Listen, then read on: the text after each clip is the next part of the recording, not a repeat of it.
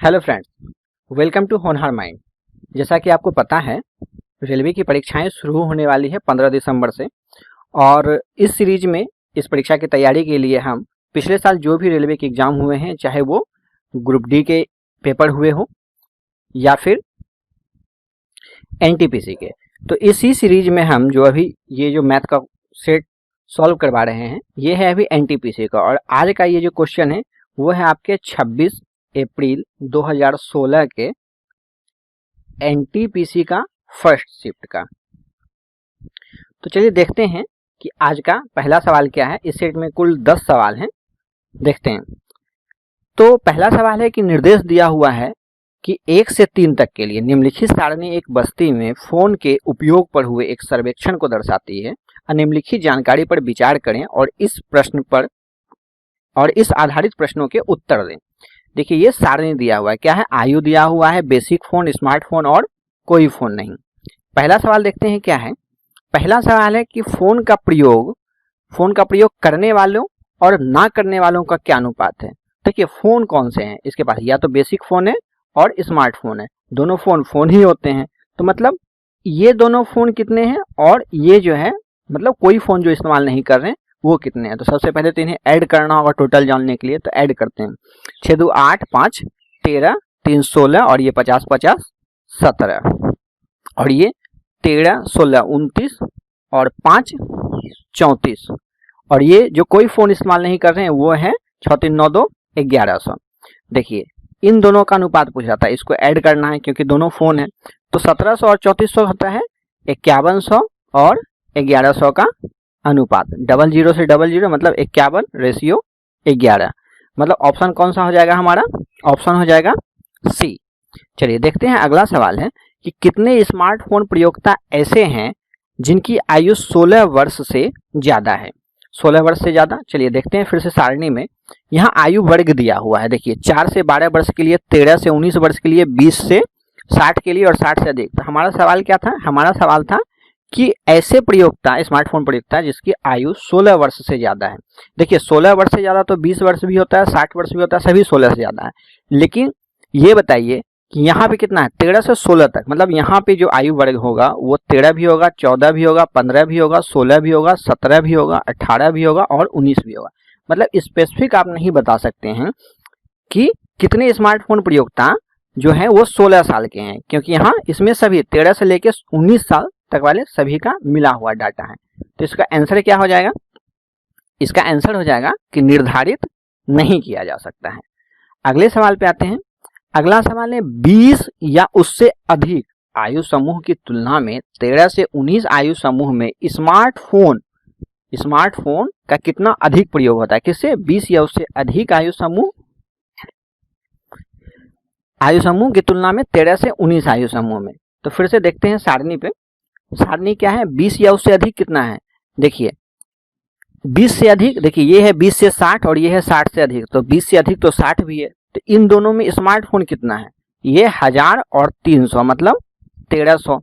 और बोला 13 से 19 साल वाले स्मार्टफोन कितने हैं। तो देखिए 13 से 19 है ये 1600, तो ये है 1600। तो इन दोनों में क्या अंतर है, इन दोनों में अंतर है तो आप बोलिएगा 300 ज्यादा है 13 से 19 वाले। तो ऑप्शन कौन सा हो जाएगा, बी।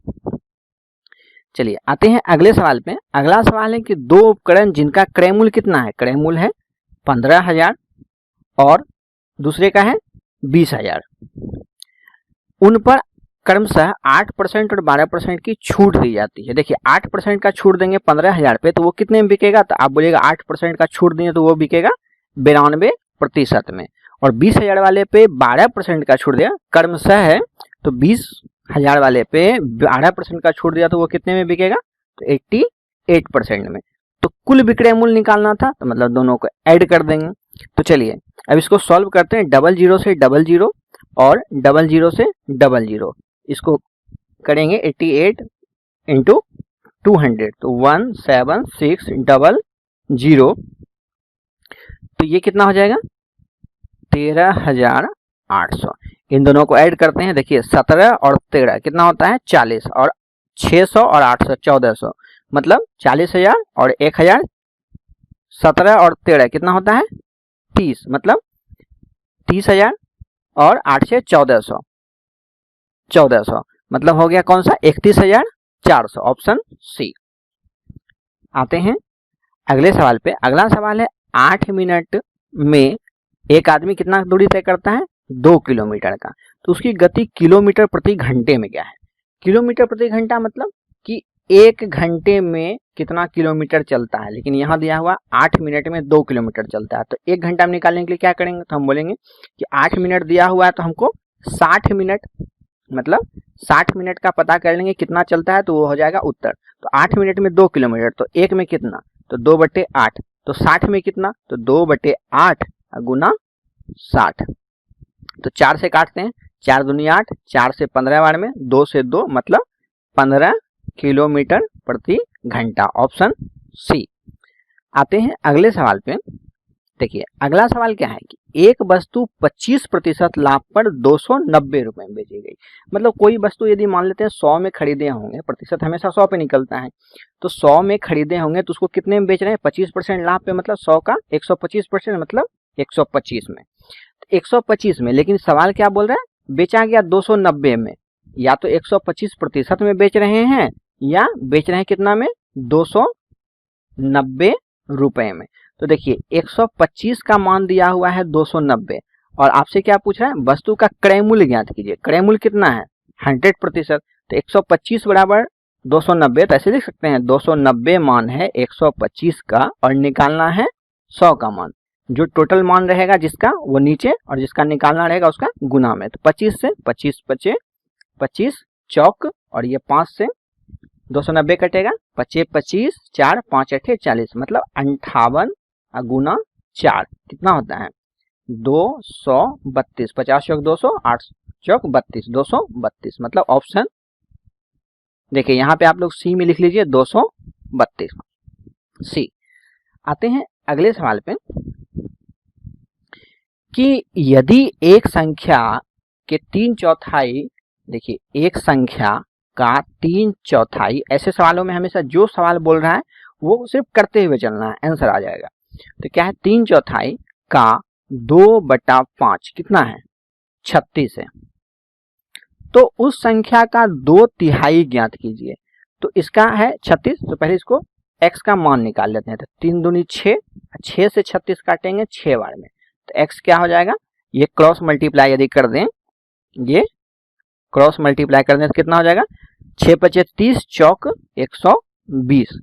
तो अब देखिए x का मान आ गया 120, लेकिन क्या बोला संख्या आ गया है, लेकिन उसका बोला संख्या का 2/3, इसका 2/3, 2/3 काटते हैं 3 से 40 बार में, ऊपर क्या बचा है 40 गुना 2 मतलब 80, ऑप्शन बी।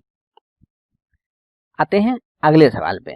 अगला सवाल क्या है 36 और 63 का HCF ज्ञात कीजिए। HCF मतलब हाईएस्ट कॉमन फैक्टर, मतलब दोनों में जो सबसे हाईएस्ट ऐसा कोई नंबर होगा जो दोनों को पूर्णतः विभाज्य कर दें। तो देखिए 36 का क्या करेंगे, ऐसे में गुणनखंड निकालेंगे और 63 का भी गुणनखंड निकालेंगे। तो 36 क्या होता है, तो आप बोलिएगा 9 चौक 36 मतलब 3 गुना 3 गुना 2 गुना 2, 12 तिया 36, 9 चौक 36, 18 दूनी 36। आप किसी भी तरह से गुणनखंड निकालिएगा तो यही आएगा। 63 का तो 9 सती 63 मतलब 3 गुना 3 गुना 7। तो देखिए इन दोनों में कॉमन क्या आ रहा है, इन दोनों में है, इसमें भी 2 बार 3 है और इसमें भी 2 बार 3 है। जो दोनों में कॉमन रहेगा सिर्फ उसी को लिखेंगे। तो क्या हो जाएगा हमारा HCF 3 तिया 9 मतलब ऑप्शन सी। आते हैं अगले सवाल पे। अगला सवाल है हमारा कि tan theta plus cot theta का होल स्क्वायर क्या होगा। तो देखिए वैसे तो रेलवे में एडवांस में से बहुत कम सवाल आते हैं, लेकिन जो भी आते हैं वो बहुत ही बेसिक होते हैं, मतलब इतने से फॉर्मूले तो आपको याद होने ही चाहिए। तो tan थीटा बराबर क्या लिख सकते हैं, साइन, और देखिए पहले इसमें ऑप्शन देखेंगे क्या चीज के फॉर्म दिया हुआ है, साइन कॉस के फॉर्म में, सेक कॉसेक के फॉर्म में, टेन कॉट के फॉर्म में और टेन कॉट के फॉर्म में, मतलब साइन और कॉस के फॉर्म में है। तो साइन कॉस के फॉर्म में टेन थीटा का मान क्या होता है, तो आप बोलिएगा साइन थीटा साइन अल्फा बटे कॉस अल्फा, प्लस कॉट का क्या होता है टेन का ठीक उल्टा, मतलब कॉस अल्फा बटे साइन अल्फा का होल स्क्वायर। अब देखिए इन दोनों में से एलसीएम ले लेंगे, क्या आएगा एलसीएम, तो cos alpha into sine alpha, cos alpha से कॉस अल्फा खत्म हो जाएगा तो यहाँ क्या बचेगा साइन अल्फा, ये उससे ऊपर गुना होगा जैसे एलसीएम में हम लोग करते हैं, तो क्या होगा साइन स्क्वायर अल्फा, बीच में प्लस का साइन तो प्लस का साइन, उसके बाद क्या लिखेंगे इससे साइन साइन खत्म, बचा कॉस अल्फा, तो ऊपर से मल्टीप्लाई हो जाएगा तो क्या होगा कॉस स्क्वायर अल्फा का होल स्क्वायर। आगे देखते हैं, तो देखिए एक फॉर्मूला होता है कि sine square theta plus cos square theta is equal to 1, त्रिकोणमिति में ये फॉर्मूला आता है और ये बहुत जगह यूज भी आता है। तो इसके जगह पे हम क्या ले सकते हैं 1, ये फॉर्मूला होता है, बटे cos alpha into sine alpha का होल स्क्वायर। इसको यदि हम अलग करके लिखें और स्क्वायर भी तोड़ दें तो क्या लिख सकते हैं 1 का स्क्वायर 1 और कॉस स्क्वायर अल्फा गुना 1 का स्क्वायर 1, नीचे साइन स्क्वायर अल्फा। देखिए 1 बटे कॉस मान होता है किसका, सी से जो शुरू हो वो एस से होता है उल्टा में, तो सेक स्क्वायर अल्फा, और जो एस से शुरू हो वो सी से शुरू होता है, इंटू कॉसेक स्क्वायर अल्फा। तो ऑप्शन देखते हैं कौन सा है, ऑप्शन हो जाएगा हमारा B, sec square alpha into cos square alpha. आते हैं आज के आखिरी सवाल पे, और आखिरी सवाल जो है हमारा वो क्या है, वो है गुणनखंड कीजिए x square minus 13x minus 48। तो देखिए ऐसे में क्या करना होता है, देखिए क्या है x square minus 13x minus 48, तो इसका और इसके आगे में जो भी रहता है उसका मल्टीप्लाई का गुणनखंड निकालना होता है। इसके आगे कुछ नहीं है तो मतलब एक है, तो एक से 48 में मल्टीप्लाई कर भी देंगे तो 48 आएगा। तो 48 को ऐसे दो भाग में तोड़ना है कि जोड़ने या घटाने पर तो 13 आए, मतलब 13 आए, लेकिन गुना करने पर 48। तो जब भी इसका गुणनखंड करेंगे गुना करने पर तो 48 आ ही जाएगा, लेकिन मेन सवाल क्या है जोड़ने या घटाने पे 13 आना चाहिए। तो आप लोग बोलिएगा कि देखिए 16 और 3 में इसका कर देंगे फैक्टर, तो 16 3 48 होता ही है, और 16 में से यदि 3 घटाएंगे तो 13 होता है। तो चलिए लिखते हैं एक्स स्क्वायर 16x और 3x और ये है माइनस 48। हमने यहाँ साइन क्यों छोड़ा, देखिए साइन पे यहाँ आपको वैसे देना है कि जोड़ने या घटाने पे माइनस आए, तो माइनस कब आएगा जब बड़ा का साइन माइनस होगा। देखिए चूंकि आप घटाइएगा तो बड़ा का साइन यदि माइनस कर दें और छोटे वाला का साइन प्लस, तो ये घटेगा भी, प्लस साइन आ जाएगा, बड़ा वाला का मतलब 16 का माइनस, अब ये सही बनेगा। तो इन दोनों में बताइए कि क्या कॉमन आ रहा है, तो आप बोलिएगा x, इससे x ले लिए तो बचा x, 16x से x ले लिए तो क्या बचा माइनस 16। अब बाहर में इन दोनों में बताइए क्या कॉमन आ रहा है, तो आप बोलिएगा प्लस 3, तो प्लस 3 इससे ले लिए तो यहाँ बचा x, और माइनस 48 में से 3 ले लिए, इसको 16 और 3 में बांटे थे तो 3 ले लिए तो क्या बचा 16 और माइनस। तो देखिए इन दोनों फैक्टर जब ऐसा फैक्टर निकालेंगे तो हमेशा क्या होता है, ये दोनों जो होता है इसका पद वो हमेशा क्या होता है समान होता है। तो ये बताइए कि इन दोनों में, इन पूरे में आप क्या कॉमन ले सकते हैं, तो आप बोलिएगा x माइनस 16 दोनों में है, ले लिए तो बचा क्या, इसमें बचा x और इसमें बचा प्लस 3, तो गुना में लिखेंगे x प्लस 3। तो देखिए ये हो गया हमारा, निकल गया इसका गुणनखंड। तो है क्या ऑप्शन में, ऑप्शन में देखते हैं x minus 16 into x plus 3, मतलब ऑप्शन सी। उम्मीद करते हैं आपको ये वीडियो लेक्चर बहुत अच्छा लगा होगा, और यदि आपको ये वीडियो अच्छा लगा है तो इसे लाइक कीजिए, अपने दोस्तों के साथ शेयर कीजिए और हमारे चैनल को जरूर से सब्सक्राइब कीजिए। तब तक के लिए धन्यवाद।